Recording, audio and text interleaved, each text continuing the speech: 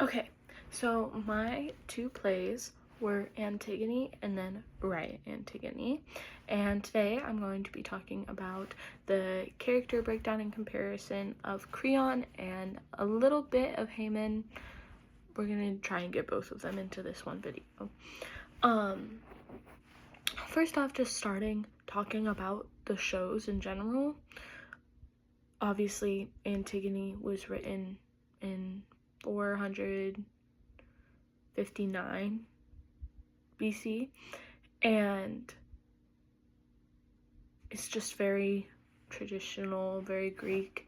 And whereas Riot Antigone was premiered in 2017 and is like a rock star piece. It's performed in a small space, very intimate, very like punk rock.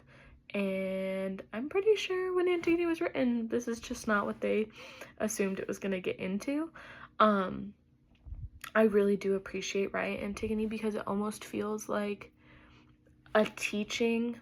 The chorus in Riot Antigone almost feels like they're teaching us the story of Antigone rather than producing the play, if that makes sense. Like they're explaining to us what happened in this story, and the message of the story, and talking about like in their songs, the way that they narrate the show is through song, and in their songs they're talking about like, oh, essentially the once upon a time trope of like, once upon a time there was a girl named Antigone, and this is like her life, and this is what happened, and this is why she did what she did, and she was really angry because no one else in her life was doing anything in the way that she believed it needed to be done, not in a snarky way, but in a moral way.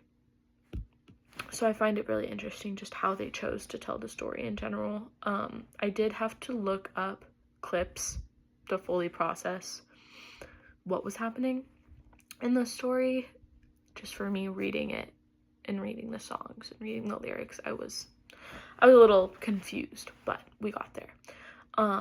So focusing mainly on Creon and Haman, I think that the change between all the characters from Antigone to Riot Antigone is very interesting, including Antigone. I feel like obviously they modernized the show, they created it with modern language and kind of altered some of the personality types that we see in men and also women today, and put them with the characters of Antigone, Eurydice, Haman, Ismene, Creon, so forth. Also, there was like a cut of certain characters going into Riot Antigone.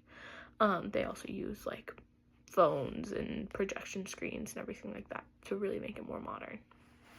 So the biggest difference I noticed between Creon and Antigone is he's very much so like, I am right, you are wrong, I am the king.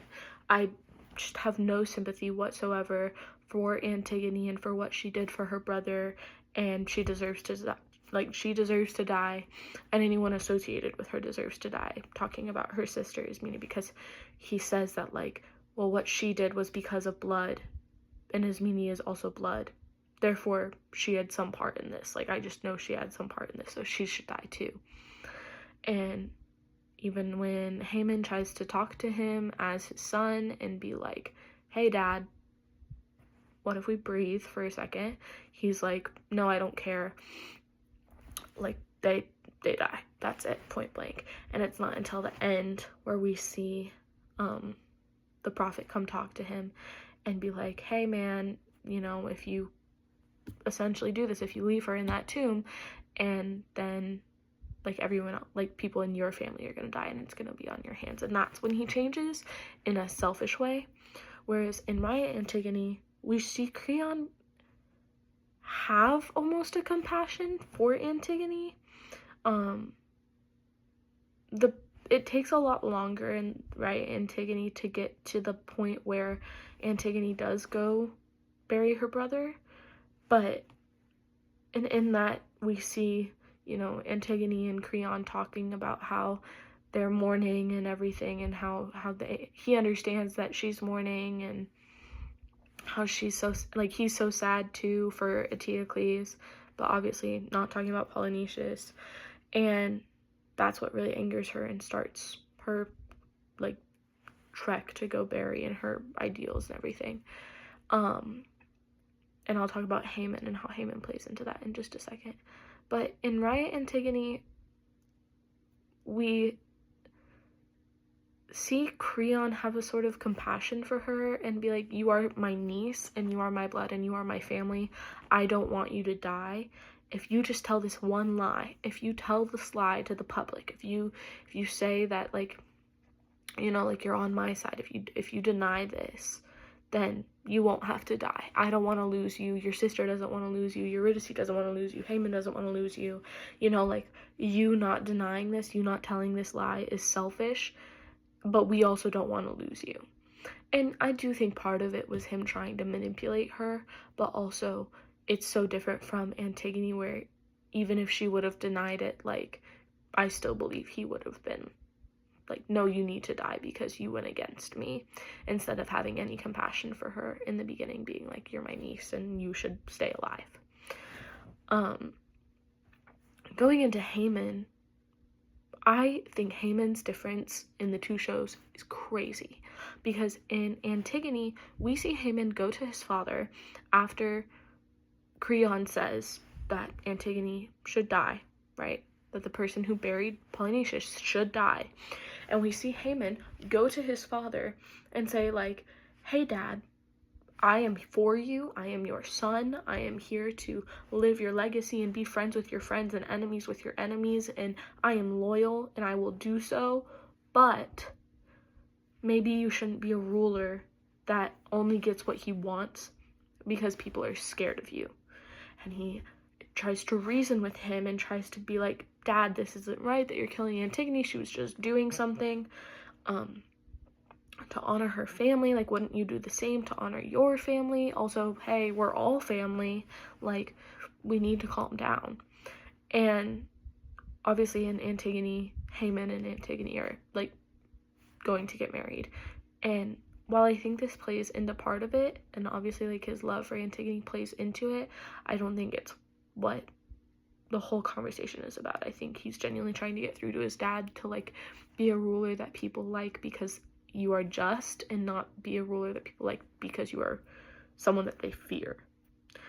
Whereas in Riot Antigone, we don't see a lot of Haman talking to Creon, and when Antigone talks to Haman, we don't really see a lot of love.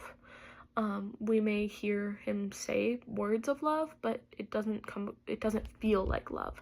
And there's a whole song in the show about that, and about how Antigone feels that, because Antigone is talking to Haman about how she's sad and about how she understands that how Eteocles' funeral is tomorrow, but what about Polynesius?